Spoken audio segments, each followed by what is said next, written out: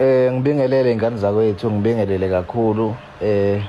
Le video akusiyo ivideo okudlula bafethu ngoba izokusiza ukuze uphephe kule scam bafethu.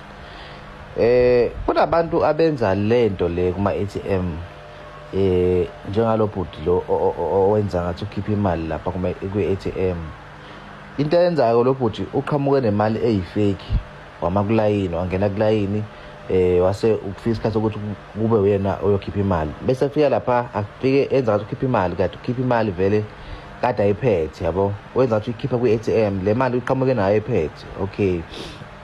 Bese mhlambe uyaqhamuka wena nawe mhlambe ufike lapha ukhipheke engeyakho imali. Uyambona lo bhuti ukuthi ubala imali lapha avele kodwa aqhamuka ayiphethe. Wenza ngathi uyikhiphe kwi-ATM ngoba vele i-fake, yabo. Uqhamuka nemali eyifake eza nayo lapha enza ukuthi uyayikhipha, yabo. Uyambona nje uyiphuzisa amanzi, uyaqalaza ukuthi no usuqedile into sithi lo. Into efuna ukuthi ke iyenzeke la uzoyibona ukuthi kuzokwenzakalala kanjani, uyabo. So asilinde nje sibone ukuthi kuzokwenzakalani la. Uyiphuzisa amanzi nje uzenza kwamuntu serious. Iscam ke bafethu liso, yabo. Into eyenzakalayo, usisi lana usuqedile ekhipha imali, usuthi kuyena ke ngicela ungishintshele, yazi ngifuna imali ehlukene mina nemali ehlangene.